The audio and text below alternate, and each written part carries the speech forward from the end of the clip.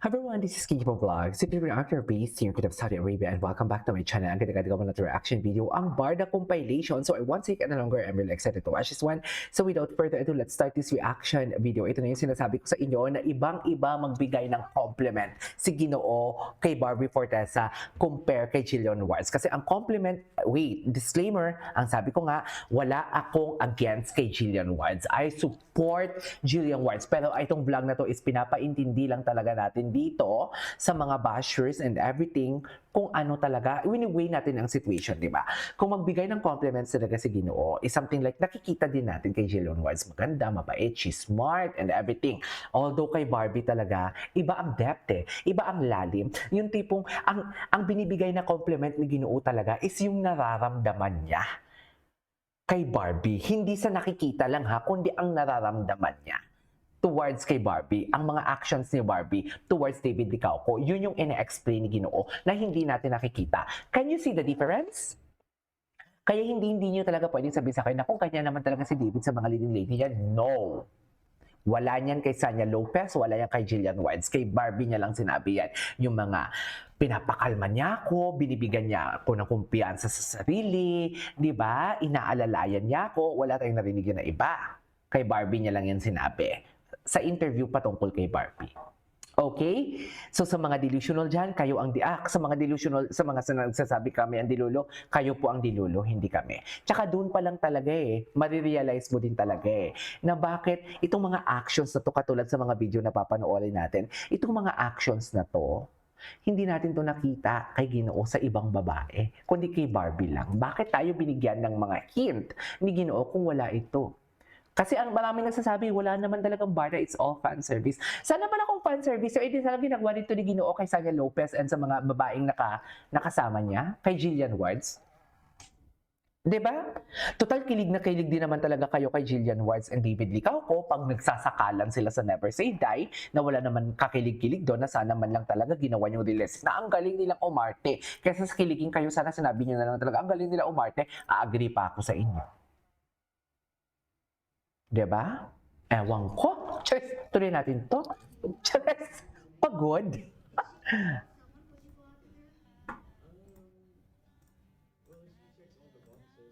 Diba? Oh.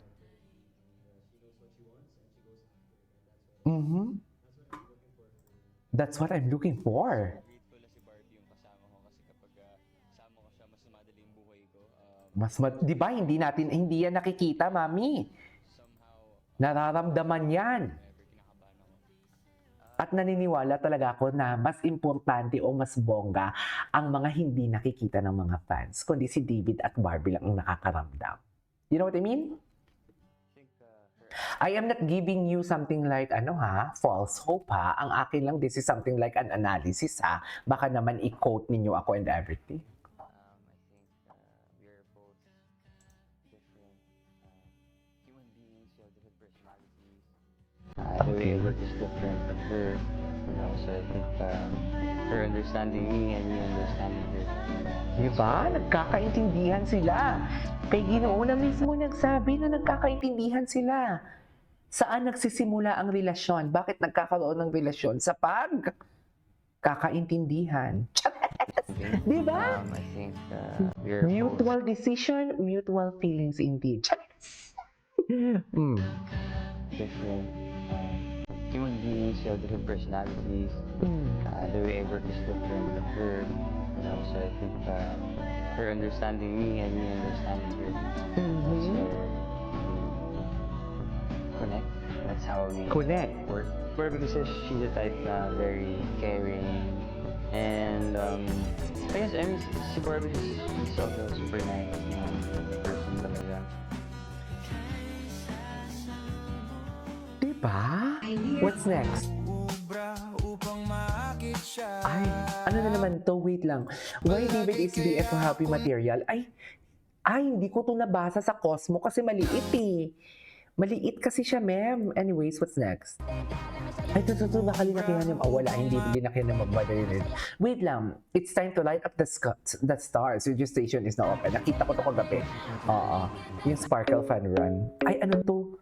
Wait, nag-repost, David repost, close-up, Dietrich post again, MK again. Wait, nakita ko, nag-post ulit yung MK. Even the Sparkle, should I say, or GMA, nag-ano na naman sila, nag-repost na naman sila. So, ginagalaw talaga nila ang baso. And, dear, kung sasabihin ninyo, kahit sabihin kung wala akong alam, or wala akong ka-idea, or wala akong mga sources, as a casual viewer lang, mapapaisip talaga ako na, uy, may niluluto.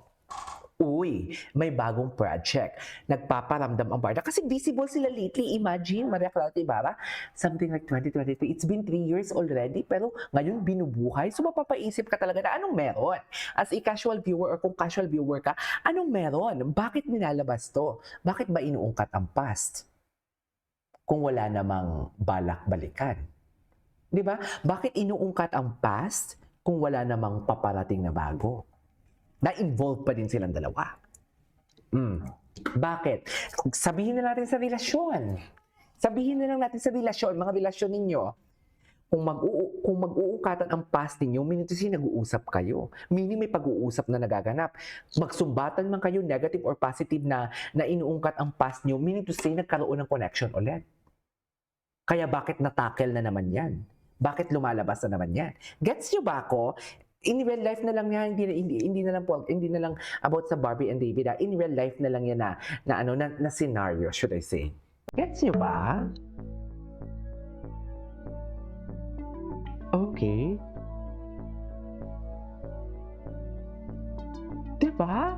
Repost pala. Ay, ano to? Congrats, Barbie Fortesa, for the new movie Until She Remembers, showing the cinemas February 25. Oh my God.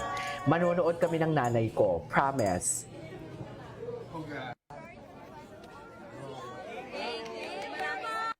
Ay, okay. What's next? Congratulations! Ay. Team Barbie celebrates. Ay, posting Ginoo, the background music. Though sakto lang ba? Nag-post si Ginoo sa TikTok? Is this in TikTok, no? Oo, TikTok. Nagsasalsa. Pwede sabihin nito sa kanya. It's all about the background music talaga, no? nasa background music talaga yung atake, actually. Wait lang, asa na ba ako? Ay, go.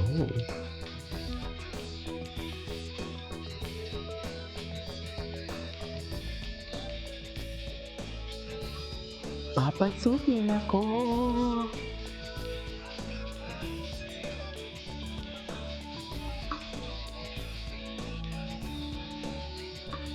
Ay. Buksan mo, papasukin ako. Papasukin mo na. Natatawa ako sa kantang to. Papasukin mo na daw, Barbie. Kasi may tsokolate namang dala. Ayan na. Bakit naman hindi kasi pinapapasok ni Barbie?